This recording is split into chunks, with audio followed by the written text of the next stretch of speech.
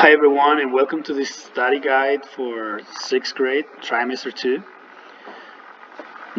What we're going to do right here is going to go over most of the topics that will be asked for during the trimester test, term 2. So here we go.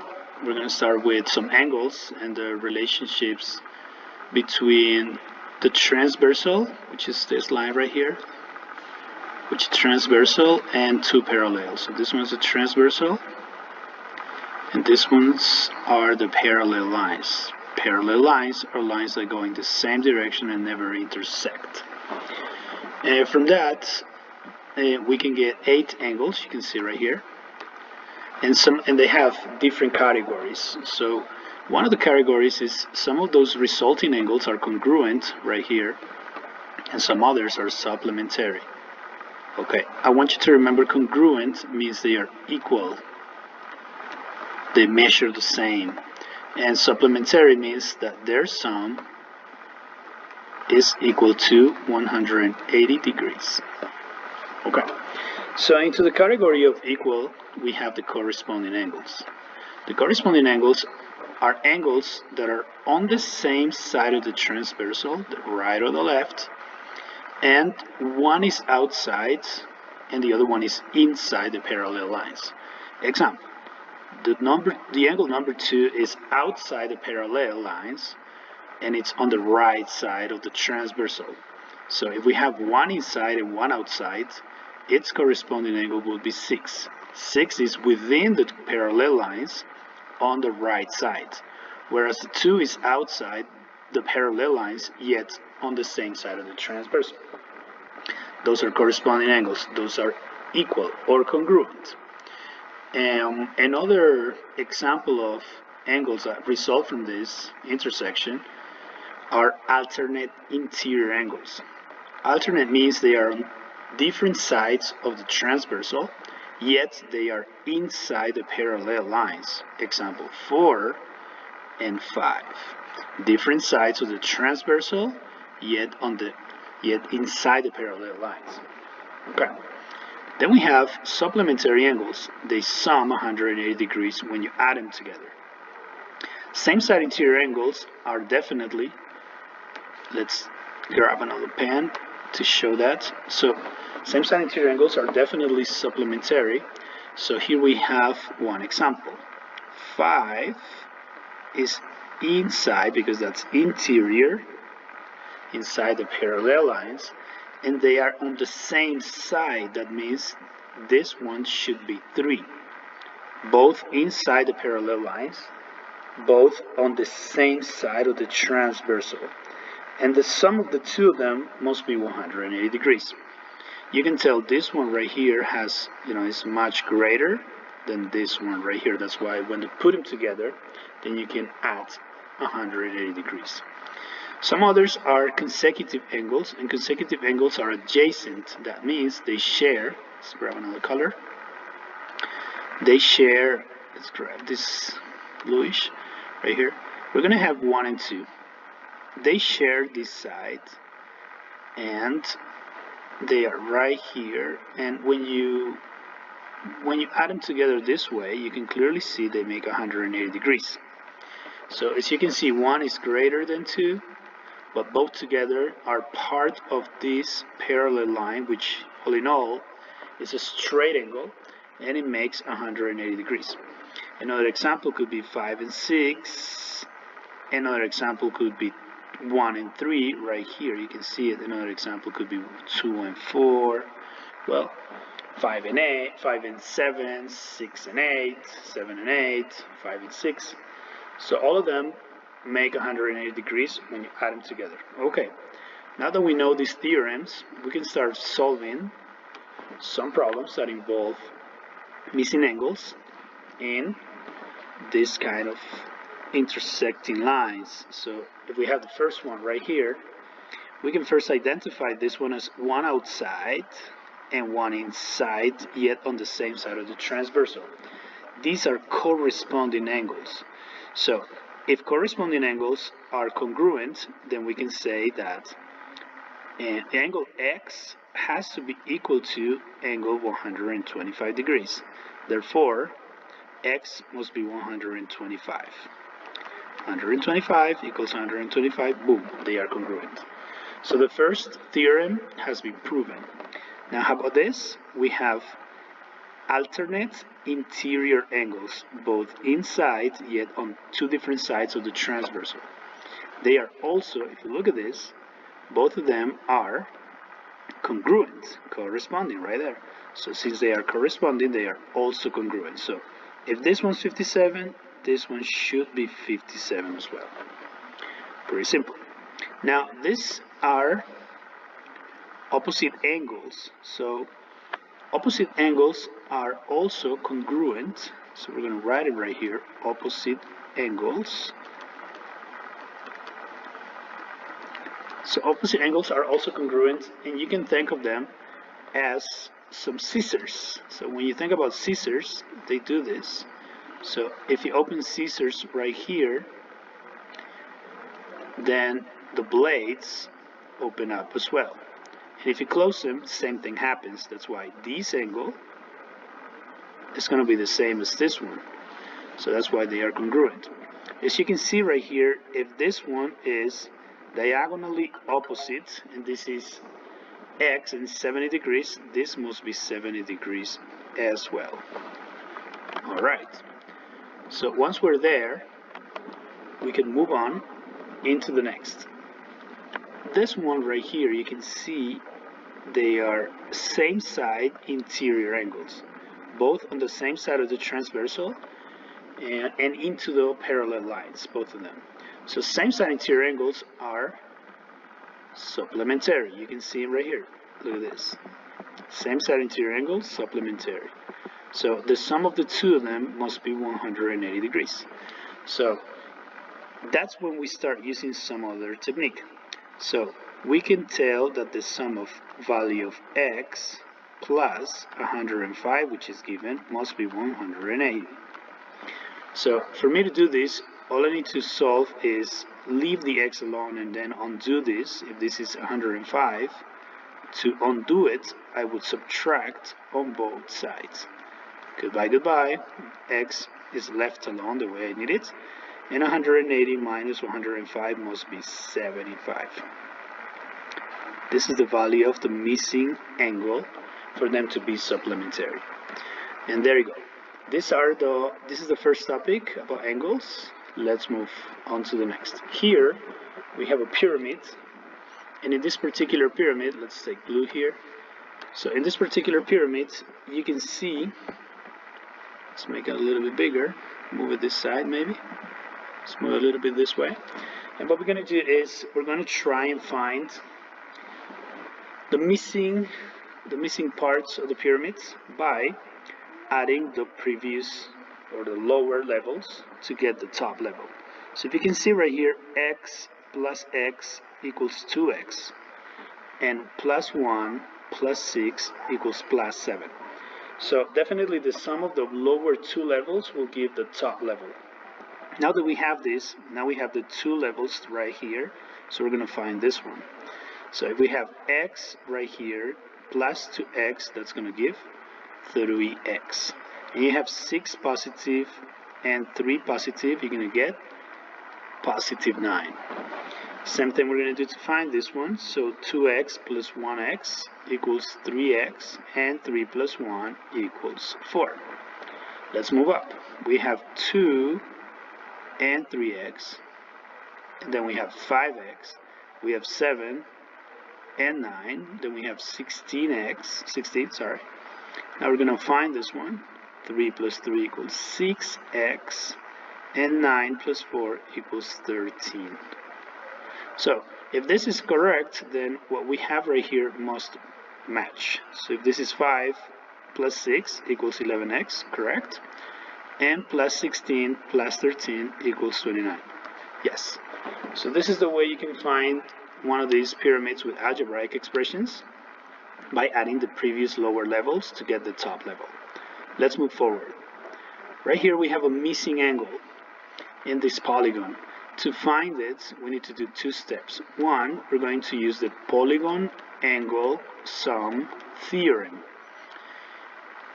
This one has a formula in which we have n minus 2 multiplied times 180. N is going to be the number of sides. In this case, we take this and go over it.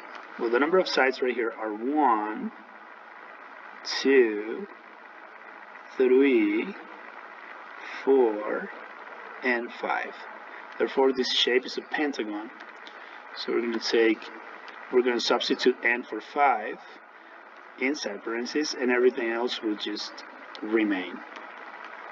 Now, in PEMDAS, in the order of operations, the first thing I should do is solve the parentheses. So 5 minus 2 equals 3. And when I multiply 3 times 180, I'm going to get 540 degrees. That means adding all of these angles together in this particular shape must be 540. So that's what I'm going to do. All of the angles must be 540 degrees. Now let's put just each one of them. So let's begin with 68. So 68 in whatever order. Remember, addition is commutative. 121, and I'm going to find 103, and I'm going to find 85. I place them all right there, and I'm missing one. I have 1, 2, 3, 4 angles, plus, of course, x. Once I have this, all I need to do is add or collect all the like terms. So we're going to take over here in this little box, we're going to add all that. Let's add all those numbers. So we have 68, be careful when you place the numbers, 121, 103, 85, and that's it. Let's find them all. So this is 8, 9, 12, and 17. So I write the 7 and carry 1. This is 1, 7, 9. 9 plus 8 equals 17. I write the 7 and carry 1, and this is 3. So the sum of all this is 377.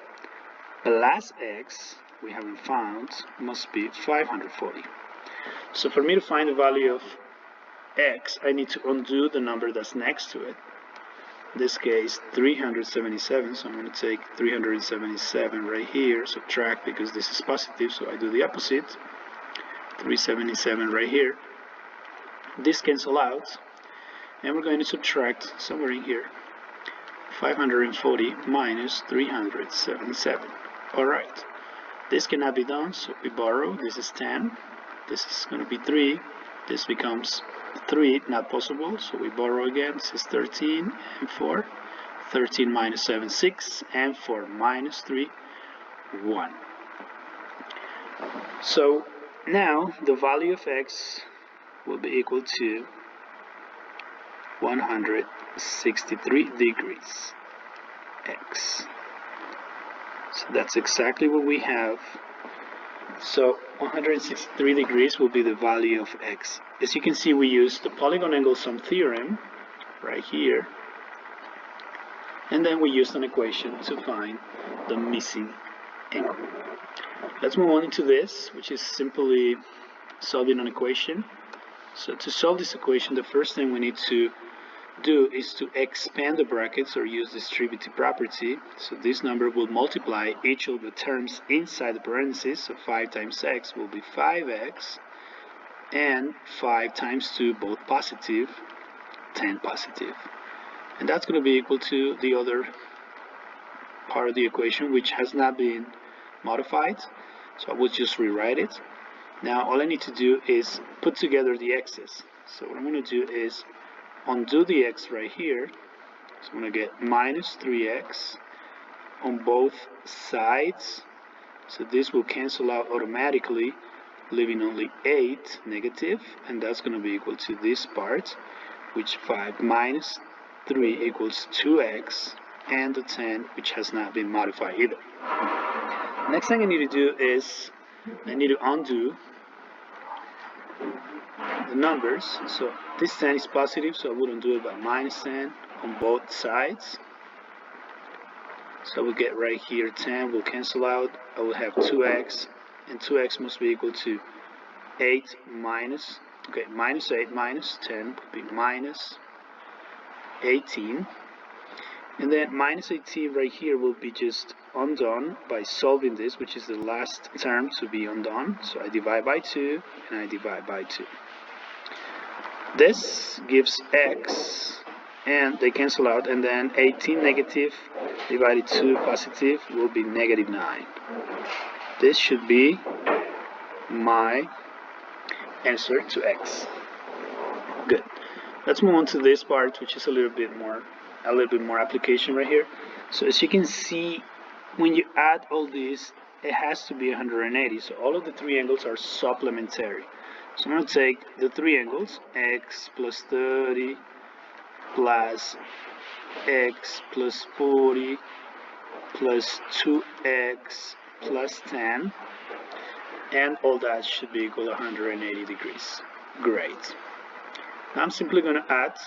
So I'm going to take all the x's 1, 2, and 2. That's going to be 4x plus 30 plus 40, 70, and 70 plus 10, 80. And all that should be equal to 180 degrees. I'm going to undo this part. So this one's going to be just 4x, and 4x is going to be 100. Next thing, divide to undo this. Do it on both sides. X will be 25 degrees. Here you go. Alright, moving on, we have here some like terms, pretty simple. We're just going to do maybe 2 of them. So all we need to do is collect like terms. X, X, 2, 7, positive, so we go 9x, plus 6y, which has nothing to combine it with. A, both positive, so we add them. 8a plus 8b, great. How about this, u and u? 6 minus 2 will be 4u, and the other one has not changed. And right here, 9 minus 1 equals 8p plus 8q. Here you go.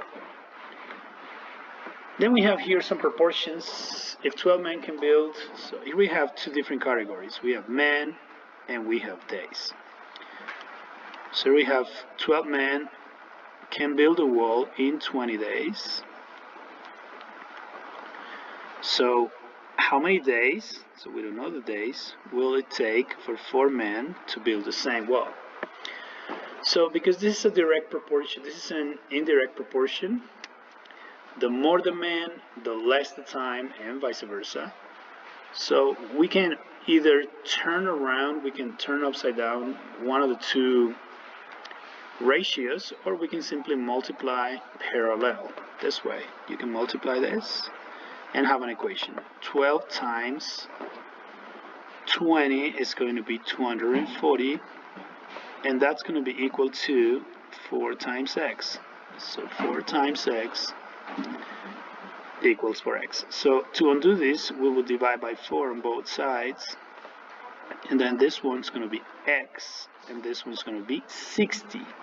So that means if you only have 4 men to build a wall, which was previously built by 12 men, you would need 60 days. This one is inversely proportional. So the more men, the faster, the less men, the slower. Here this one is, here is another proportion. Here we have weight and boxes. So we have pounds, and here we have boxes. So if you have 15 boxes, that's going to weigh 45 pounds. So if you have 40 boxes, so as you can see, placing the number in the correct place is important.